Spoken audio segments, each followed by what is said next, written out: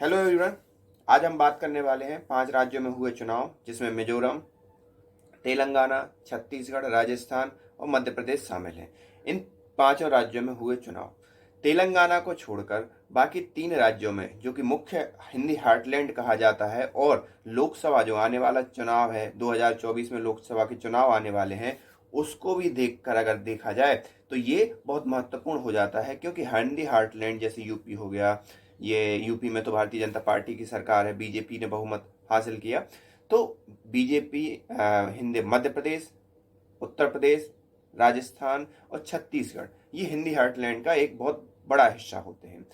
यहाँ पर बीजेपी का फिर से जीतना, राजस्थान में पहले कांग्रेस की सरकार थी, अब वर्तमान में बीजेपी की सरकार आई है। वहाँ का ये पैटर्न है कि हर 5 साल में वहाँ की जनता सरकार चेंज करती है। उससे पहले बीजेपी की सरकार थी, फिर कांग्रेस की आई और फिर ये हुआ। सेकेंड थिंग, मध्य प्रदेश में कंटिन्यूसली 2001 के बाद भारतीय जनता पार्टी की सरकार है। बीच में 13 महीनों के लिए कांग्रेस की सरकार बनी थी पिछले कार्यकाल में, लेकिन फिर से बीजेपी ने खुद की सरकार बनाने में कामयाबी हासिल कर ली। अब बात आती है तेलंगाना की। तेलंगाना, ये 3 राज्यों में, छत्तीसगढ़ में भी कांग्रेस की सरकार थी तो वहां पर बीजेपी की सरकार बनी, और ऐसी नहीं बनी, बहुत बम्पर सीटों से बनी, बहुत अच्छी सीटों के साथ बनी। तेलंगाना की बात करना भी एक महत्वपूर्ण है, जहां पर भारतीय जनता पार्टी की पहले केवल 1 सीट हुआ करती थी, और वहां पर उसको वोट परसेंट था 2% के समकक्ष। लेकिन यहां पर नहीं, सॉरी, 6% के समकक्ष। बट अब यहां पर क्या हुआ है कि 13% का वोट शेयर बढ़ा है, और लगभग 8 सीटें भारतीय जनता पार्टी ने जीत ली हैं। तो ये भी एक बहुत बड़ा कहना चाहिए बीजेपी के लिए बहुत बड़ी बात होती है, इसलिए क्योंकि उसका जनरली ये देखने में मिला है। हो सकता है भाषाई तौर पर लैग करने का जो भी है मसला, क्योंकि दक्षिण भारत के 4 मुख्य लैंग्वेज हैं, कन्नड़, तमिल, तेलुगु और मलयालम। और ये इन 4 लैंग्वेजों में ही पूरा का पूरा 4 रीजन मुख्यतः डिवाइड है।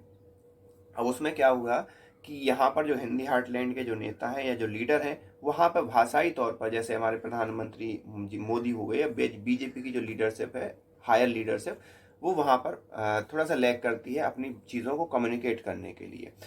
दूसरी बात, वहाँ पर बीजेपी भी प्रयास कर रही है। कर्नाटका में तो उसका है ही, कर्नाटका में वो अपनी सरकार बना चुकी है। तमिल या तेलंगाना में उसका इतनी बड़ी जीत होना एक उसके लिए एक पॉजिटिव कदम है। 2024 में भी इसका डेफिनेटली उसको फायदा मिलने वाला है। बात करें तमिलनाडु की, तो तमिलनाडु में भी बीजेपी ने बड़े यंग लीडर खड़े किए हैं, जिसमें कई आईएएस ऑफिसर भी शामिल हैं। और यही चीज़ केरल में भी चल रही है। केरल में वैसे उतरी थी बीजेपी, उसे एक भी सीट नहीं मिली। वहाँ के एक बहुत जाने माने प्रतिष्ठित, उनके लिए एक बीजेपी ने मुख्यमंत्री का चेहरा बनाया था। लेकिन केरला और साउथ की राजनीति थोड़ी सी डिफरेंट है वर्तमान में। अगर देखा जाए तो 2024 के हिसाब से बीजेपी के लिए ये एक खुशी वाली खबर है। अब फिर भी इनके लिए नेताओं को एक बहुत बड़ी मेहनत करनी पड़ेगी 2024 का इलेक्शन जीतने के लिए। आगे क्या पॉलिटिकल डेवलपमेंट होता रहता है, क्या होता है, हम बने रहेंगे आपके साथ। मिलते हैं तब तक नेक्स्ट वीडियो में, तब तक के लिए धन्यवाद। अभी मुख्यमंत्री, हाँ एक और चीज़, मुख्यमंत्री लोगों की अभी क्या नहीं हुई है, सिलेक्शन अभी हुआ नहीं है जब तक मैं वीडियो बना रहा हूँ।